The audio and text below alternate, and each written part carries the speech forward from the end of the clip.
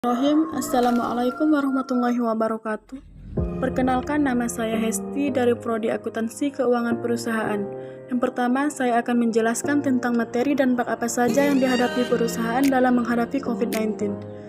Yang kedua, strategi pemasaran seperti apa yang bisa meminimalisir situasi tersebut. Dan yang ketiga, sistem informasi yang akan digunakan situasi tersebut. Dampak yang terjadi pada perusahaan selama pandemi COVID-19. Yang pertama, gangguan akibat social distancing. Social distancing atau menjaga jarak sosial adalah istilah yang diterapkan pada tindakan tertentu yang diambil oleh pejabat kesehatan masyarakat untuk menghentikan atau memperlambat penyebaran penyakit seperti pandemi COVID-19. Selama bulan Maret 2020 hingga sekarang ini, kebijakan menjaga jarak diterapkan hampir pada semua sektor, baik di tempat kerja maupun di sekolah. Sebagian besar aktivitas bisnis dan perjalanan telah dibatasi.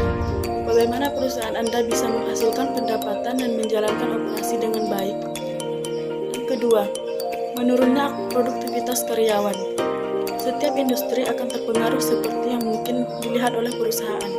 Selama periode ini, banyak karyawan yang tidak dapat bekerja karena sakit, tertular COVID-19, dan diberlakukannya isolasi mandiri. Karyawan tentunya juga membutuhkan jam kerja yang fleksibel, karena pembatasan aktivitas yang diberlakukannya oleh pemerintah. 3. Rantai pasokan yang tertekan.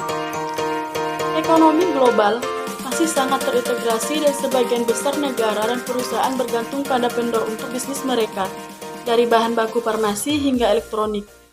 Dan kemungkinan akan ada penundaan pembelian. Alat berat dan rantai pasokan manufaktur sudah terkena dampak penyebaran COVID-19 di seluruh Asia dan Eropa. Janganlah kita juga lupa bahwa perang dagang besar dengan banyak mitra dagang masih belum terselesaikan.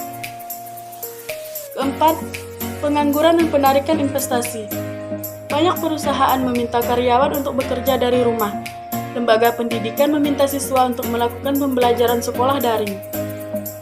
Mesin pertumbuhan ekonomi yang didorong oleh investasi dan konsumsi yang berkelanjutan tidak bisa berjalan secara normal. Investasi sangat dipengaruhi oleh ketidakpastian sehingga perusahaan kemungkinan akan mengurangi investasi pertumbuhan yang berkontribusi pada peningkatan jumlah pengangguran. Mungkin ada PHK yang signifikan pada bisnis yang ada di gelombang COVID-19 yang mungkin melonjak pada tahun 2022. Kemudian, strategi marketing atau pemasaran di masa pandemi. Yang pertama, kenali pasar atau pelanggan. Mengenali pasar adalah hal yang sangat penting untuk kita lakukan pertama kali, karena pasarlah yang akan memakai produk kita. Lalu, bagaimana cara mengenali pasar tersebut? Pertama, kita harus tahu sasaran pelanggan yang akan memakai produk kita. Yang kedua, memilih lokasi pemasaran yang tepat.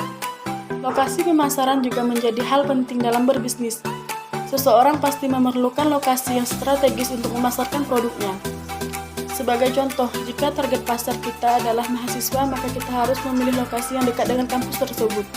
Ketiga, manfaatkan media sosial. Di zaman yang serba canggih ini, hampir semua orang sudah mempunyai media sosial, seperti Facebook, Instagram, dan Twitter. Kita harus memasarkan produk lewat pemasangan iklan di beberapa media sosial tersebut. Hal ini bisa menjadi cara yang sangat efektif untuk memasarkan sebuah produk. Kemudian, sistem informasi yang akan digunakan. Yang pertama, sistem informasi manajemen. Sistem informasi manajemen adalah sistem perencanaan bagian dari pengendalian internal suatu bisnis yang meliputi pemanfaatan manusia, dokumen, teknologi, dan prosedur oleh akuntansi manajemen untuk memecahkan masalah bisnis, seperti biaya produk, layanan, atau suatu strategi bisnis. Yang kedua, sistem informasi pemasaran. Sistem informasi pemasaran merupakan suatu terdiri dari orang-orang, peralatan, dan prosedur-prosedur untuk mengumpulkan, menganalisis, mengevaluasi, dan mendistribusikan informasi yang tepat waktu, akurat, dan dibutuhkan kepada para pembuat keputusan pemasaran. Yang ketiga, sistem informasi eksekutif. Sistem informasi eksekutif adalah salah satu jenis manajemen sistem informasi untuk memudahkan dan mendukung keterangan dan pembuatan keputusan yang dibutuhkan eksekutif senior dengan menyediakan kemudahan akses terhadap informasi baik dari dalam maupun dari luar yang relevan dengan tujuan organisasi. Yang keempat, sistem informasi keuangan. Sistem informasi keuangan adalah sistem informasi yang dirancang untuk menyediakan informasi mengenai arus uang bagi pemakai di seluruh perusahaan. Sistem informasi keuangan merupakan bagian dari sistem informasi manajemen yang digunakan untuk memecahkan masalah-masalah keuangan perusahaan.